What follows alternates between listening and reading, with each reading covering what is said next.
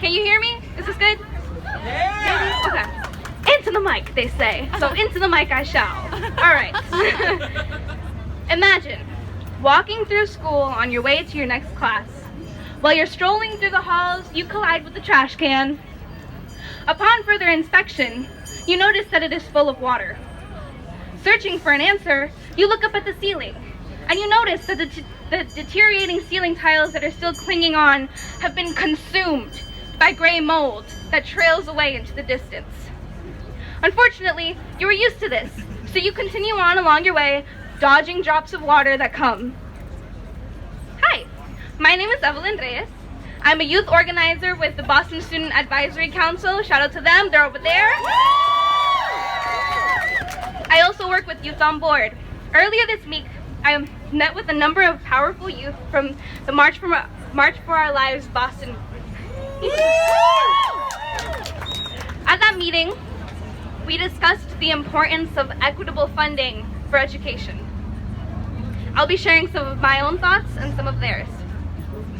The scene I described for you earlier is regrettably what many students in Boston face, and it's not hard to believe that other public school students also deal with the same issues.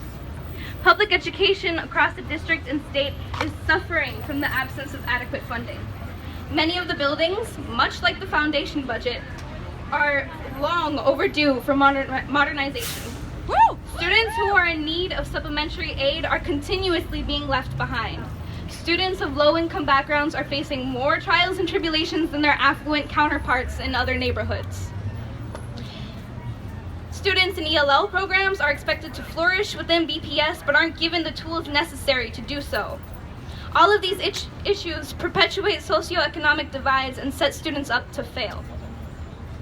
Without an update, the foundation budget is dysfunctional. The only thing it sustains is a systemic underfunding of public schools in less affluent, more diverse cities.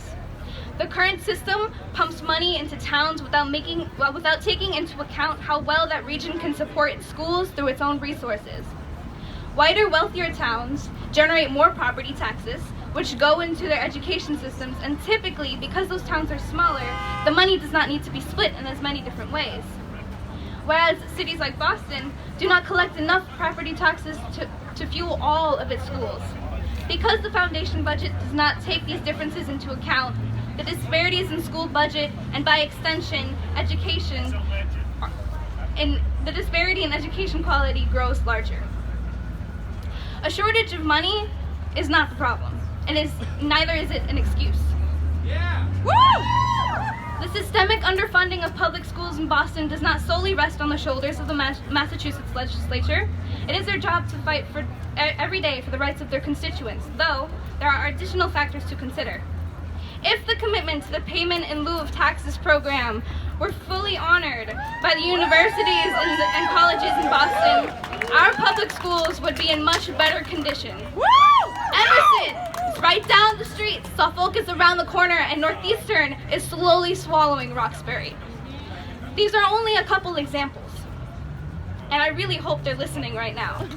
Of Boston's revenue streams, 69% comes from property taxes, and these institutions are not required to pay.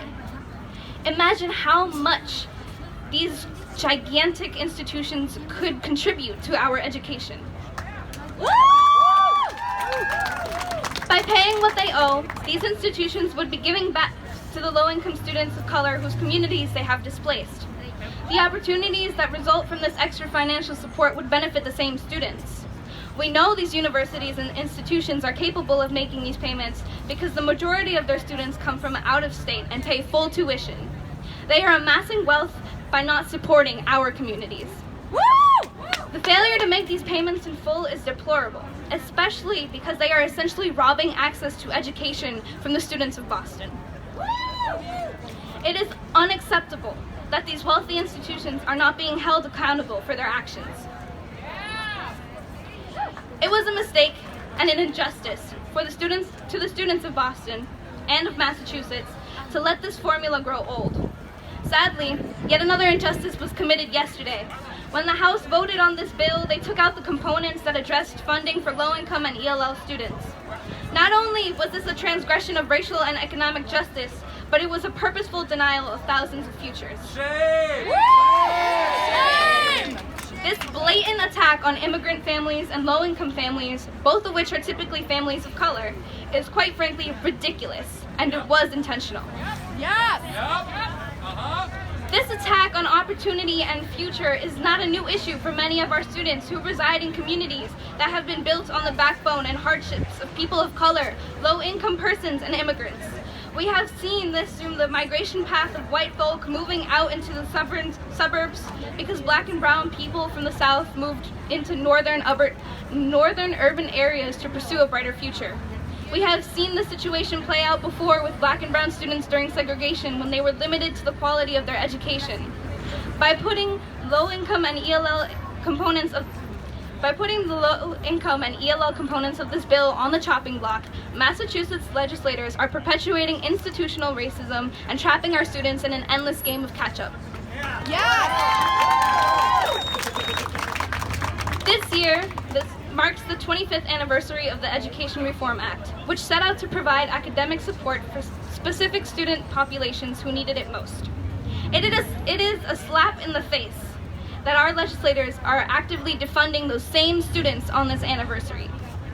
Lack of adequate funding and support increases the effectiveness of the school-to-prison pipeline that has plagued our black and brown youth. Without the access to proper resources, such as consistent and qualified school counselors, schools are not able to provide all students with a supportive learning environment. Inevitably, if school is no longer a safe environment, young people are forced to choose between their education and their own safety, frequently choosing the latter as it is necessary. The resulting student push-out leads to trouble for these young people, including having fewer professional opportunities that their more educated peers might have access to, and being more vulnerable to being categorized and pushed around by the system. By criminalizing our youth, especially those who are black and brown, it takes the focus away from their education and encourages the system to become more infatuated with their everyday life rather than the preparation for their future. Education is a right. It is not a privilege. It is time for legislators to acknowledge that fact and include it in all education legislation. We demand that they recognize that regardless of age, household income, their first language, race, or location, all children have a fundamental right to a full and safe education. If you want to continue to support children who are demanding and young people who are demanding their rights to be respected and their voices to be heard, please join us in supporting the youth organizers of the Stop the War on Kids rally happening this afternoon at 4:30 at the JFK Federal Building at 15 Sudbury Street. Thank you.